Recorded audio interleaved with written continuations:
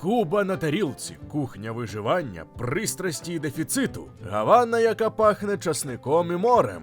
Ви стоїте на набережній Малекон у Гавані. Солоні бризки Атлантики б'ють о старий посічений часом бетон. Сонце припікає так, що асфальт здається м'яким, а у повітрі змішалися запахи вихлопних газів старезних «Шевроле» 1950-х років, міцної тютюнової смоли і чогось неймовірно апетитного – суміші смаженого часнику, цибулі і свинячого жиру. Цей мікс – це гастрономічний літопис острова, який пережив іспанську колонізацію, жахи рабства на цукрових плантаціях, американський уплив золотої епохи казино, революцію Кастро і десятиріччя економічної блокади. Якщо ви гадаєте, що тут їдять лише рис і квасолю, то ви помиляєтеся. Це кухня виживання, де хронічний дефіцит продуктів породив неймовірну креативність.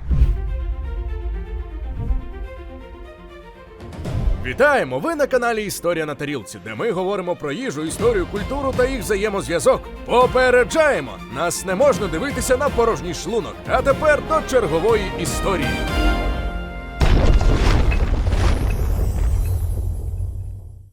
І з вами Історія на тарілці. І сьогодні ми розберемо Кубу на інгредієнти. Ми дізнаємося, чому яловичина на острові дорожча за життя, як китайці навчили кубинців їсти рис і чому кубинський сендвіч – це причина для справжньої міжнародної війни. Ну що ж, почнімо! Кубинці кажуть, що їхня культура – це ахіако. Це не просто назва густого супу, а дещо значніше. Чи не національна концепція? На початку 20-го сторіччя кубинський етнолог Фернандо Ортіс порівняв мексиканський плавильний казан з кубинським ахіако. Тут інгредієнти не розчиняються цілком, а зберігають свій характер, однак обмінюються смаками. Коли Колумб висадився тут, то побачив, як тубільці вирощують кукурудзу, батат і юку, тобто маніок. Вони навчили світ готувати їжу на дерев'яних решітках над вогнем, які називали барбакоа. Сьогодні кожен барбекю на світі – це далекий привіт від карибських індіанців. Конкістадори привезли свиней, рис, цибулю, часник, оливкову олію і цитрусові. Без іспанського впливу кубинська їжа була би прісною. До того ж, мільйони рабів, завезених із Західної Африки для роботи на плантаціях, привезли з собою плантани, овочеві банани, ямс і любов до ситних масних страв, які дають енергію на весь день. А упродовж 1840-х років на Кубу прибуло понад 100 тисяч китайських контрактних робітників. Саме вони прищепили острову любов до рису як до бази кожного вживання їжі і ввели використання соєвого соусу, який кубинці називають сальса чіна. Хвилинка уваги для тих, хто ще не підписаний на наш телеграм-канал. У нас там не тільки анонси нових відео, а ще й безліч цікавих історій і фактів, які ми не публікуємо на Ютубі. Посилання у описі і прямо зараз на екрані.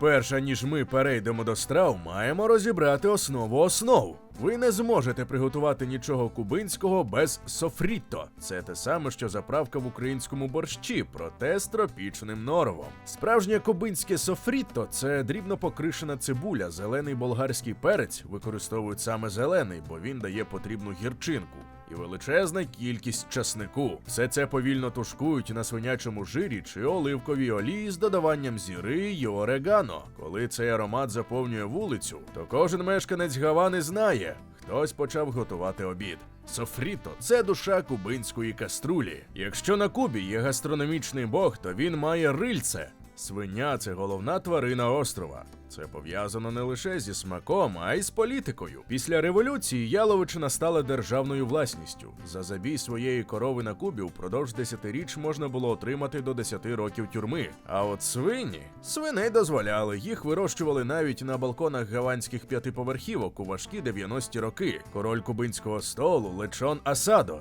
Це ціле порося, яке маринують добу в легендарному соусі мохо. Склад ідеального мохо. Сік наранха агрія, цебто гіркого апельсина.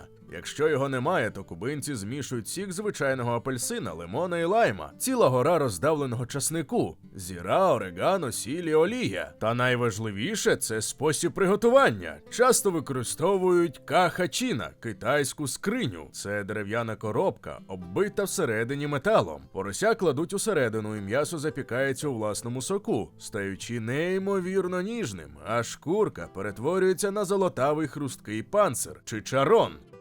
Ви не знайдете кубинця, який протримається понад 2 дні без рису. Але рис на Кубі – це ціла наука, поділена на 2 табори. Арроз кон фрихолес – він такий рис з квасолею. Це розлучений, скажімо так, варіант. Білий розсипчастий рис готують окремо, а чорну квасолю тушкують у формі густого супу з софріто, беконом і лавровим листям. Потім ви поливаєте рис квасолею просто в тарілці. Мороз і Крістіанос, або Маври і християни. Це легендарна назва. Білий рис уособлює християн, передусім, звісно ж, іспанців, а чорна квасоля – маврів. Їх готують разом у одному казані. Рис убирає чорний пігмент квасолі і стає темним.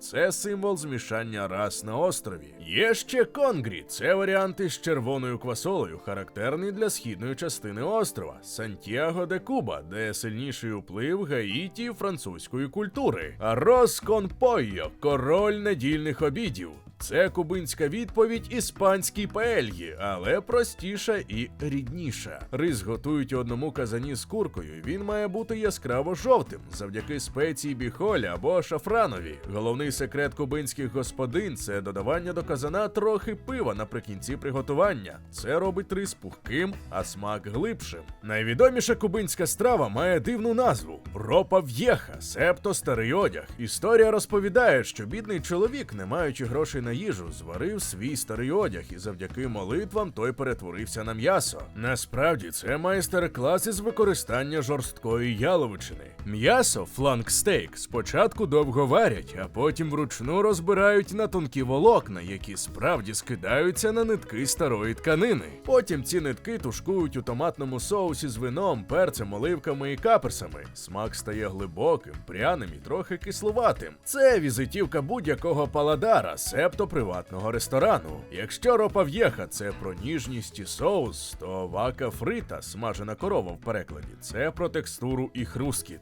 М'ясо готують так само, відварюють і розбирають на волокна. Проте замість того, щоб тушкувати, його маринують у лаймі з часником і обсмажують на розпеченій пательні зі значною кількістю цибулі до стану майже чипсів. Це неймовірно ароматна страва для тих, хто любить засмажену шкуринку і різкий цитрусовий посмак. Пікадільо алля абанера – солодко-солоний хаос.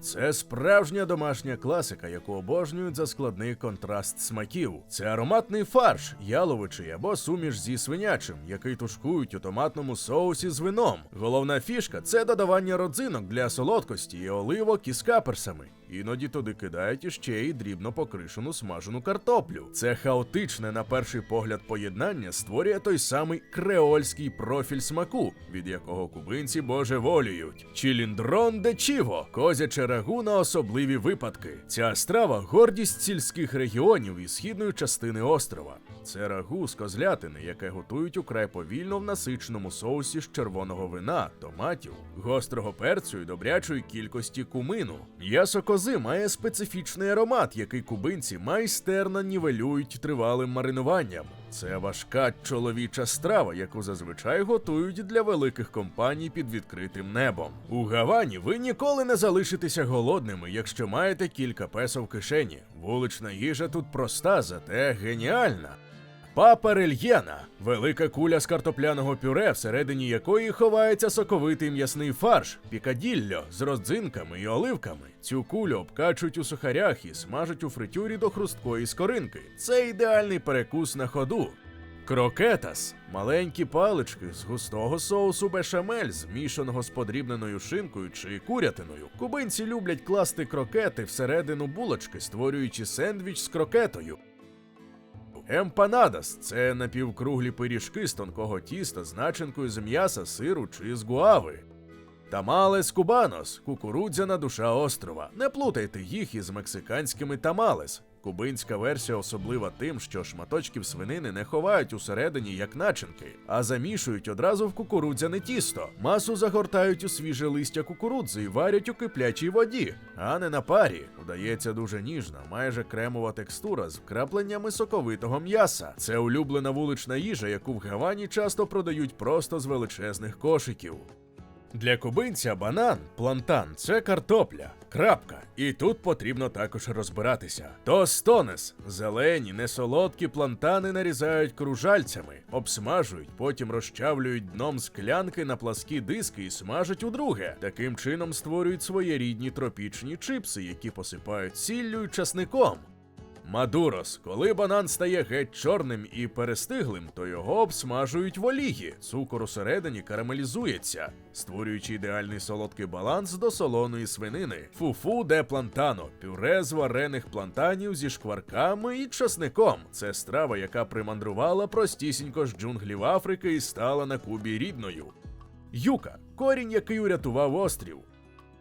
Якщо рис – це тіло, то юка – маніок, то душа. Найпопулярніша страва – це юка кон мохо, яку варять до м'якості, а потім заливають гарячим соусом мохо з цибулею і часником. Вона має специфічну текстуру, трохи волокнисту, зате ніжну і ідеально вбирає всі аромати. Морепродукти – парадокс Карибського моря. Тут починається найцікавіша і найсумніша частина. Ви на острові, навколо океан, але кубинці рідко їдять морепродукти вдома. Чому? Бо лобстери і креветки – це валютний товар. Майже весь вилов іде на експорт або в дорогі державні ресторани для туристів. Однак, якщо вам пощастить натрапити на домашній енчаладо де камаронес, то ви не забудете цього ніколи. Це креветки в густому, гоструватому томатному соусі з чималою кількістю перцю і білого вина. А от лобстера кубинці часто готують просто – на грилі з лимоном, але для звичайного жителя Гавани це страва, яка трапляється в його раціоні раз на кілька років. Кубинський сендвіч – це найвідоміша страва кубинської діаспори. Справжній сандвіч кубано – це перше – кубинський хліб, який печуть із додаванням свинячого жиру. Друге – запечена свинина. Третє – шинка. Четверте – сир. П'яте – мариновані огірки. Шосте – гірчиця. Його обсмажують і обов'язково кладуть під прес ля планча, щоб він став пласким і гарячим. У місті Тампа, Флорида, до нього додають салямі. Це італійський вплив, що спричиняє щирий гнів у жителів Гавани. Це так звана сандвічова війна, яка триває вже багато років. А ще кубинці неймовірні ласуни. Це й не дивно, адже острів упродовж сотень років жив завдяки цукру. Флан. Кубинський флан щільніший за іспанський, бо його часто готують на згущеному молоці. Це ніжний яєчний десерт із карамельною підливкою. Каскос де гваджаба – це шкурки гуави, зварені в густому сиропі, які подають зі шматком солоного вершкового сиру. Це поєднання солодкого і солоного, класика кубинського десерту. Арос кон лече – рисовий пудинг із корицею і лимонною цедрою. Смак дитинства кожного кубинця. І звісно ж, Куба – це батьківщина Гавана Клуб і Сантьяго де Куба. Проте кубинська культура напоїв набагато ширша. Гварапо – сік щойно витиснутої цукрової тростини, який вичавлюють просто перед вами на спеціальних пресах. Це чиста енергія цукру. Батідо де мамей – густий молочний коктейль з фрукта мамей, який за смаком нагадує щось середнє між гарбузом, медом і мигдалем. Кафесіто – це маленька філіжанка чорної смерті. Кубинську каву заварюють із чималою кількістю цукру, який утворює еспуміту – густу солодку піну. Це не напій, а пальне для розмов про політику і бейсбол. Ми не можемо розповідати про Кубу, не згадавши про 90-ті роки – періодо еспесіаль. Після розпаду СРСР Куба втратила основного спонсора, тож на острові настав справжній голод. Нафта зникла, електрику давали на кілька годин, а полиці крамниць спорожніли. Саме тоді кубинська кухня показала свій справжній характер виживання.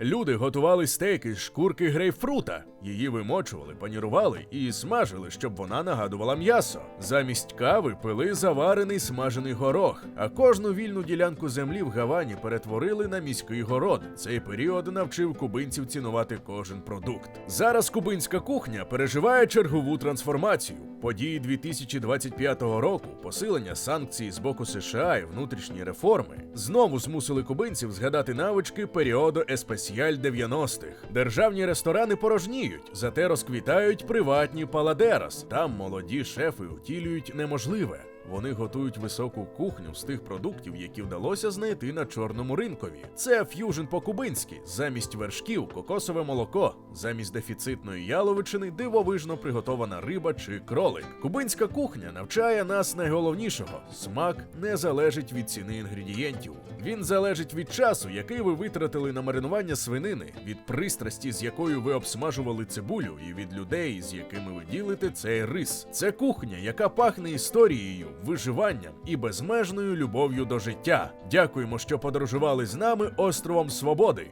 Якщо вам сподобався цей великий випуск історії на тарілці, то поставте вподобайку, підпишіться і напишіть свою думку щодо відео у коментарях. До зустрічі в наступному випускові.